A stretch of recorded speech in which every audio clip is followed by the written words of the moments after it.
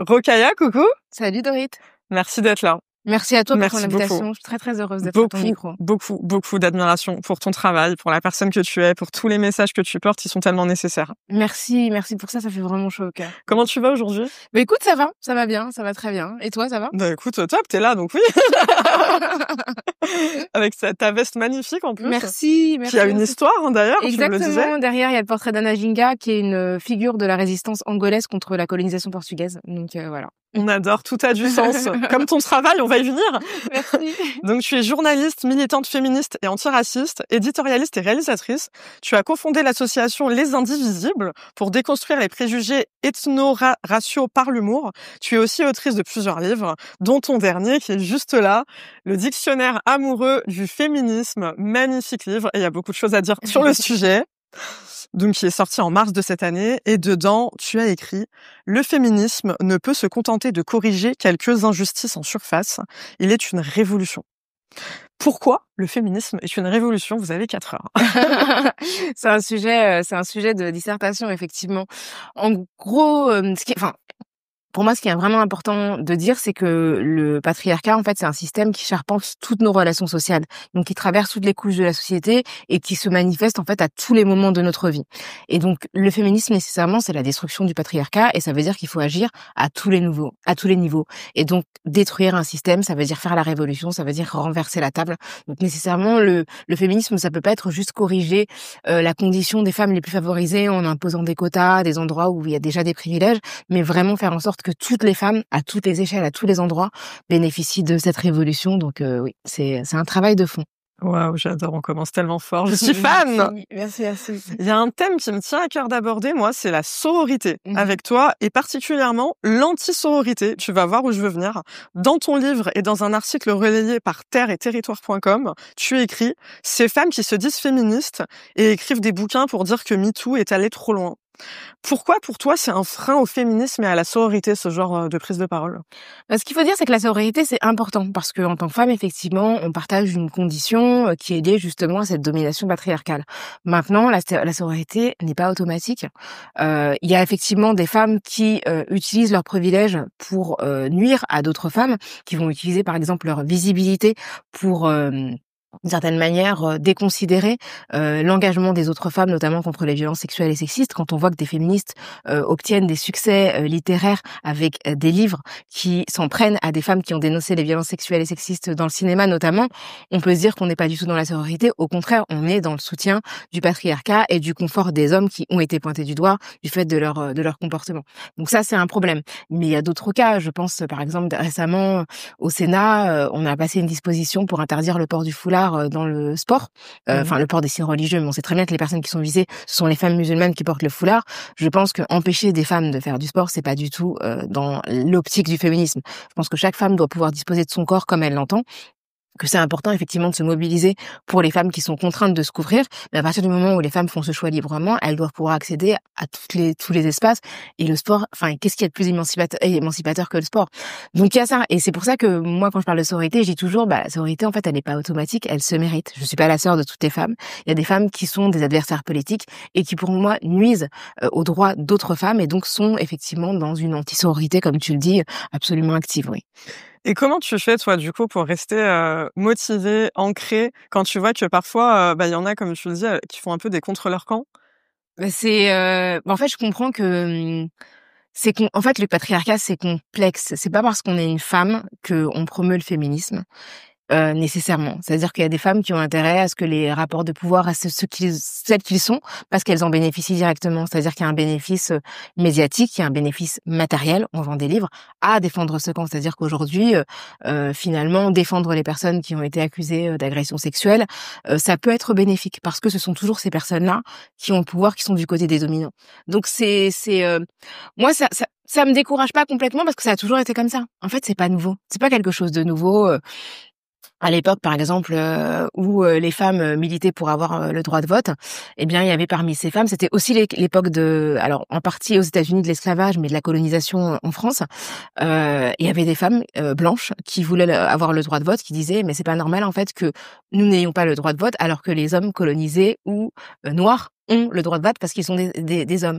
Et donc, qui, au lieu de dire, c'est en tant qu'être humain qu'on devrait tous accéder au droit de vote, elles disent, mais attendez, nous, on est blanches, je comprends pas pourquoi on est mieux traités que le noir.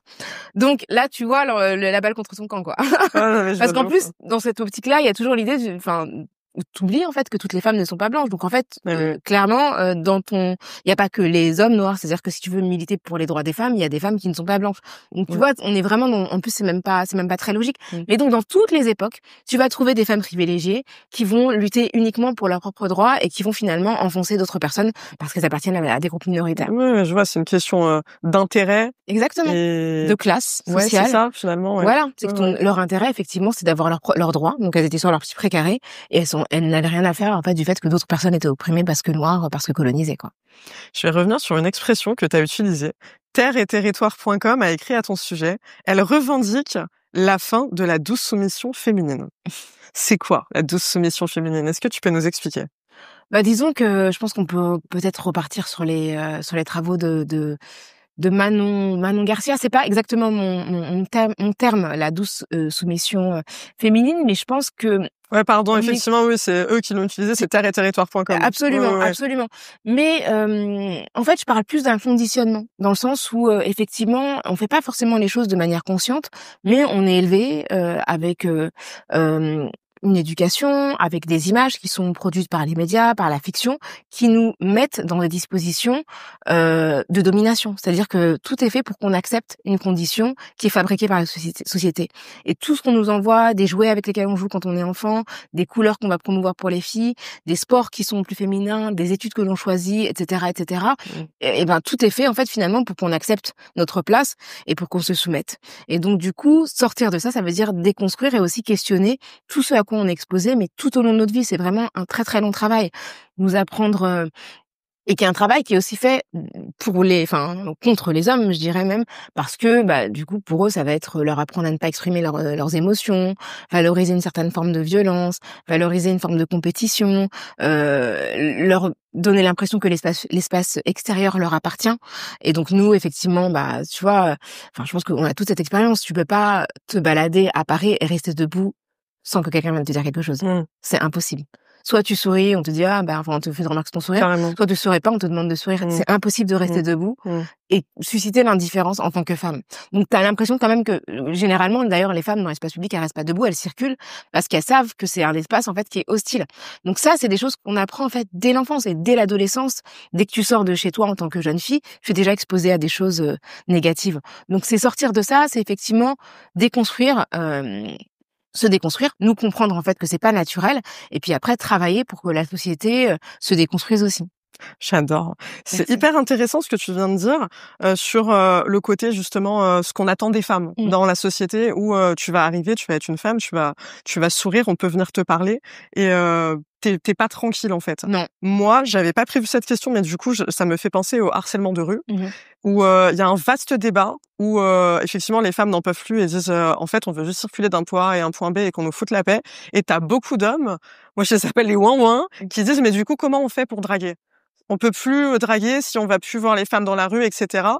C'est quoi ta position pour toi sur le harcèlement de rue? Qu'est-ce qui est, enfin, évidemment que c'est pas ok, mais qu'est-ce qui est ok ou pas dans la façon d'aborder les femmes? Voilà, pour toi, c'est quoi la bonne posture pour aujourd'hui être une femme et avoir cette liberté-là par rapport aux hommes, quoi, tu vois? Mais déjà, si on n'arrive pas à faire la différence entre aborder quelqu'un et la harceler, c'est quand même problématique. C'est-à-dire que nous, en tant que femmes, on se pose pas la question. Hein. On sait très bien comment ne pas harceler quelqu'un.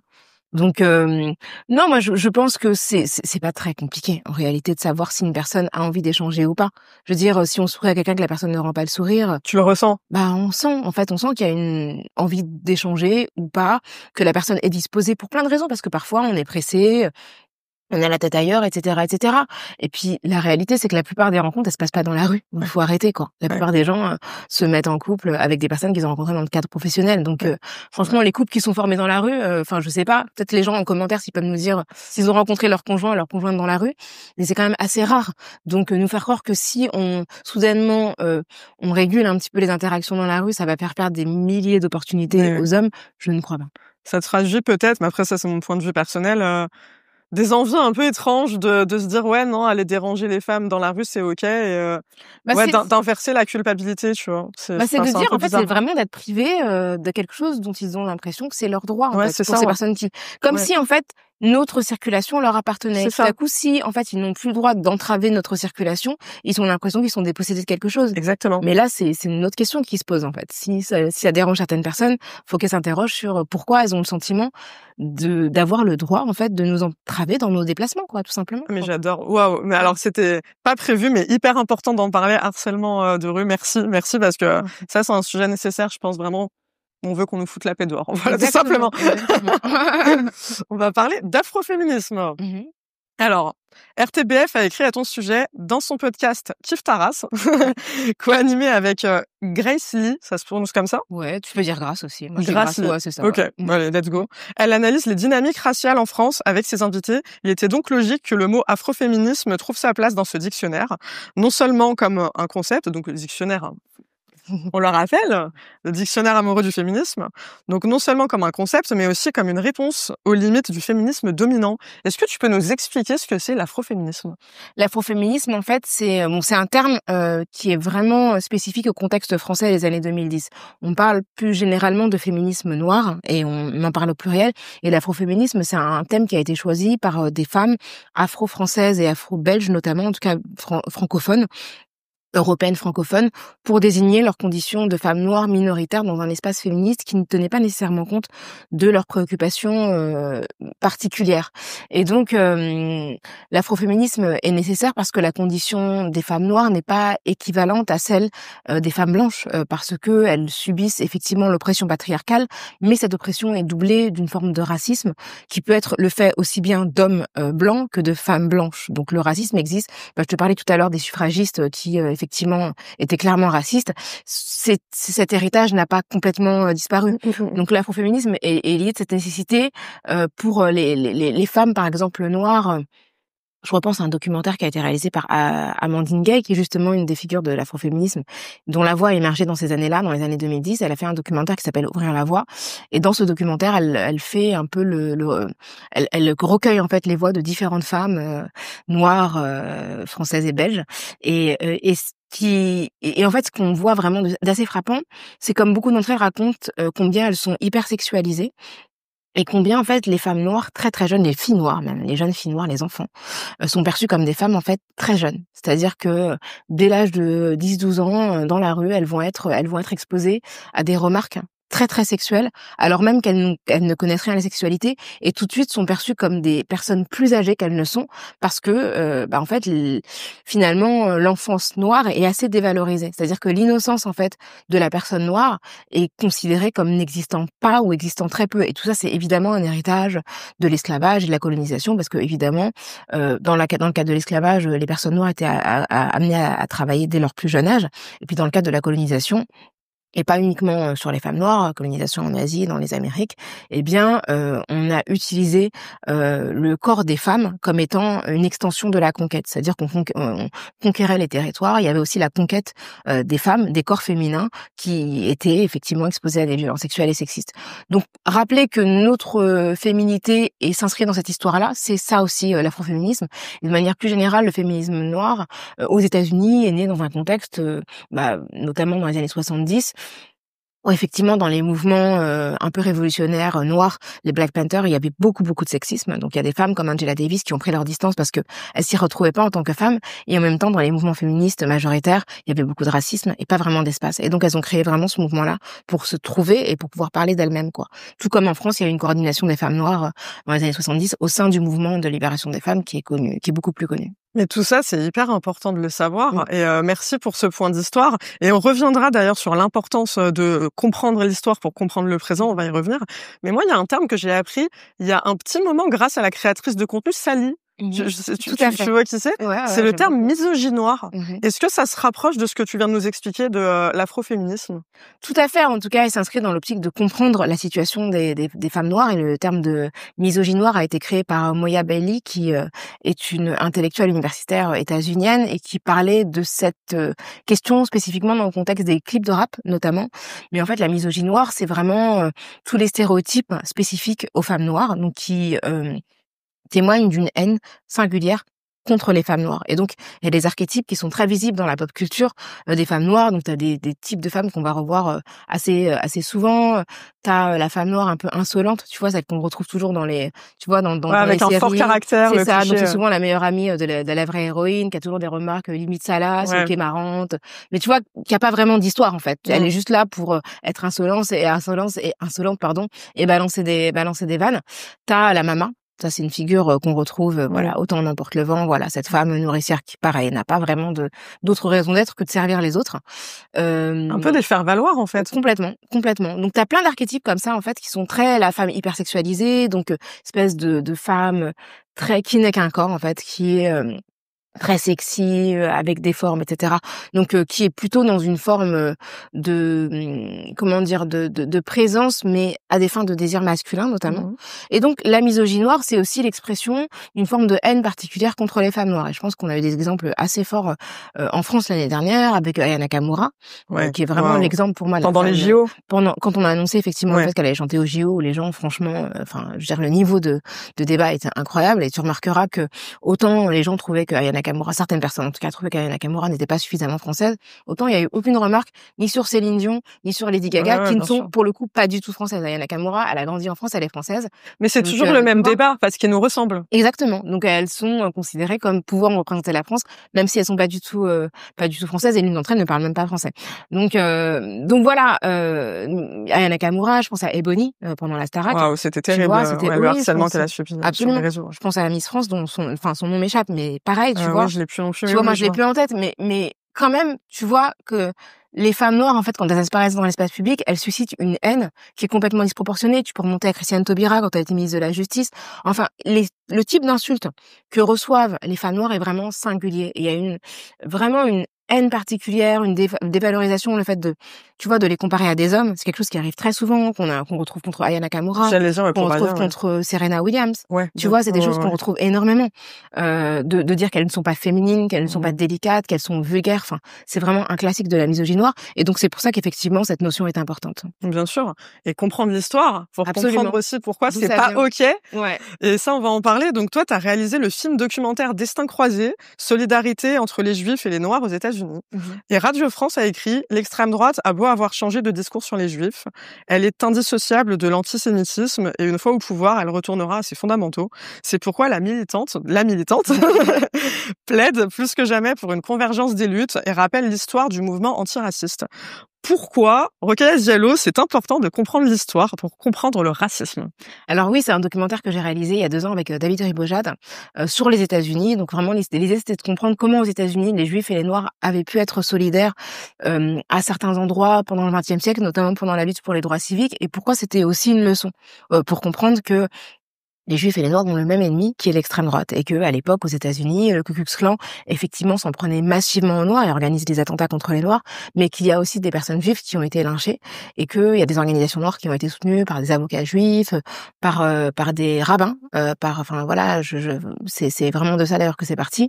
Abraham Eshel, qui est un rabbin qui était un ami très très proche de Martin Luther King et qui a défilé avec lui, a marché avec lui à Selma il y a maintenant 60 ans. Donc c'est des choses qu'on sait peu, qui sont pas suffisamment documentées, mais qui pour nous rappellent qu'aujourd'hui on aurait aussi intérêt à se poser cette question-là. C'est-à-dire que quand on voit aujourd'hui à quel point le Rassemblement national prétend lutter contre l'antisémitisme, et moi je vois avec quelle tranquillité ils ont pu marcher contre l'antisémitisme il y a 1 an et demi, en fait, ça me fait halluciner. C'est quand même un parti qui a été fondé par des nazis. Jean-Marie Le Pen, qui a été activement partie prenante à la torture en Algérie, a laissé dans la maison d'une personne qui l'avait torturé un couteau des jeunesses hitlériennes qu'on lui avait offert. Enfin, je veux dire, tout le monde se balade pas avec ce genre d'objet comme souvenir. Enfin, c'est quand même incroyable. Donc oui, et quand on regarde les statistiques de la CNCDH, qui est je me souviens plus de la Commission nationale consultative des droits humains, des droits de l'homme en fait, on dit encore en français, on dit les droits de l'homme, mais moi je préfère dire les droits humains. Eh bien en fait elle fait des enquêtes régulièrement pour comprendre l'état du racisme en France, et ce que montre son travail, c'est que l'électorat qui est le plus sensible à l'antisémitisme, donc qui est le plus antisémite en réalité, c'est l'électorat du Rassemblement national. Malgré tout ce que l'on entend, en fait, l'électorat qui a le plus de préjugés antisémites, c'est cet électorat-là. Donc, faut pas se tromper d'ennemi. En fait, faut vraiment être très très clair sur qui est proche de quel mouvement et de quel courant d'idées et qui a une filiation idéologique. Après, encore une fois, l'antisémitisme c'est transversal, donc il existe évidemment à l'extrême droite, mais il existe partout dans la société, y compris chez des gens qui peuvent être de gauche, comme le racisme, comme le patriarcat, enfin voilà, comme le sexisme, c'est normal, l'homophobie, etc. Mais idéologiquement, il est vraiment ancré à l'extrême droite et c'est vraiment important pour moi de le rappeler. Et ce film d'histoire, pour David Ribojad et pour moi, c'était vraiment une plongée vers un moment qui donnait de l'espoir, même si, je veux dire, tous les juifs et tous les noirs n'ont pas travaillé ensemble contre la ségrégation, mais il y avait des gens suffisamment courageux pour nous inspirer aujourd'hui. Bien sûr, mais c'est très important de comprendre ça, de savoir d'où ça vient et de pas se laisser berner par ce qu'on voit et se dire ah ben ils ont dit que c'était OK, qu'ils étaient plus antisémites. Non, il y a une histoire derrière. Pas du tout. Et il y a une histoire, il y a un présent aujourd'hui encore. Bien sûr. Dans leurs rangs, il y a énormément d'antisémites et c'est important de le rappeler. Bien sûr. On peut pas finir sans parler de patriarcat pur et dur. Donc, toujours RTBF qui écrit « Dans un système patriarcal, être douce, souriante ou conciliante sont autant d'attentes qui conditionnent les femmes à la bienséance et à la soumission au code masculin. Refuser cette injonction à être sympa, c'est risquer d'être perçue comme arrogante, agressive ou antipathique, là où au contraire, l'assurance est valorisée chez les hommes. » Qu'est-ce que tu penses, toi, de cette analyse? C'est une citation du dictionnaire amoureux, parce que en fait, dans les différents mots que j'ai choisis... Ils ont vraiment cité littéralement un passage du livre. Exactement. Et je pense que c'est arrogance. Soit c'est arrogance, soit c'est aimable. Mais dans les deux cas, ce que je dis, c'est que on a une injonction en tant que femme à être souriante, à être aimable, à être conciliante. Et c'est quelque chose dont on arrive difficilement à sortir. C'est-à-dire qu'on a du mal à faire des choses qui nous rendraient antipathiques vis-à-vis des gens. Ce dont il faut se souvenir, c'est qu'il n'y a pas une femme qui a accompli quelque chose dans l'histoire que tout le monde trouvait sympa. Ça n'existe pas. Généralement, elles étaient pas adorées. Qu'il suffit qu'on ait un peu d'assurance et de confiance en nous pour être perçue comme arrogante ou comme insolente. C'est réel. Et donc, je pense qu'il faut qu'on accepte, en fait, ces critiques-là parce que ce sont des critiques qui sont destinées à nous intimider et à nous empêcher de nous accomplir. Donc, la réalité, c'est que moi, en tout cas, ça m'intéresse pas d'avoir l'air aimable aux yeux de tout le monde. Je sais que, voilà, j'ai envie d'être aimable auprès des gens pour lesquels j'ai des sentiments. Mais si c'est pas le cas, tant pis, en fait. Je me suis vraiment accommodée de ça. Et souvent, moi, j'ai eu beaucoup ces critiques-là. Bon, j'ai commencé mais elle est tellement arrogante, elle se prend pour qui, etc. Mais excusez-moi, oui, je suis à peu près sûre de ce que je dis, mais je suis pas la seule, quoi. Et un homme qui a la même attitude n'est jamais critiqué de la même manière. Donc je pense qu'il faut qu'on accepte ça et que ça fait partie aussi de notre déconstruction, de notre déconditionnement, du fait d'accepter de ne pas plaire. Mais c'est un très long travail. Des mots tellement puissants et tellement nécessaires pour conclure cette interview. Merci, j'ai passé un moment incroyable. T'as passé un bon moment? Oui, et génial. Super équipe, super belle accueil. Ah bah attends, le minimum que tu mérites, c'est une queen quand même. Non, c'est adorable. Vraiment incroyable. Alors je rappelle ton livre évidemment, Dictionnaire amoureux du féminisme. Un livre nécessaire parce qu'il y a beaucoup de choses à dire sur le sujet. Merci encore d'être là. Merci pour tout ce que tu fais, d'être toi, pour tous les sujets que tu portes, d'utilité publique, vraiment. Merci à toi. Merci pour ton accueil, pour la chaleur, la force que tu donnes aussi. Tu le mérites. Attends, 1 million de fois encore que du bonheur, que des bonnes vibes. Parce que tu vois, encore une fois, c'est les gens comme toi qui changent le monde. Donc encore heureux qu'on se prosterne un petit peu quand on les reçoit. Merci de nous donner l'espace. Merci de valoriser ce travail. Ça fait vraiment chou. Là, c'est tellement nécessaire que tu sois là. Donc merci beaucoup. Ça s'appelle Check le média. Est-ce que ça te va si on se fait un petit check de fin? Ouais, carrément. Allez, let's go. Prends soin de toi. Merci, toi aussi, Dorit.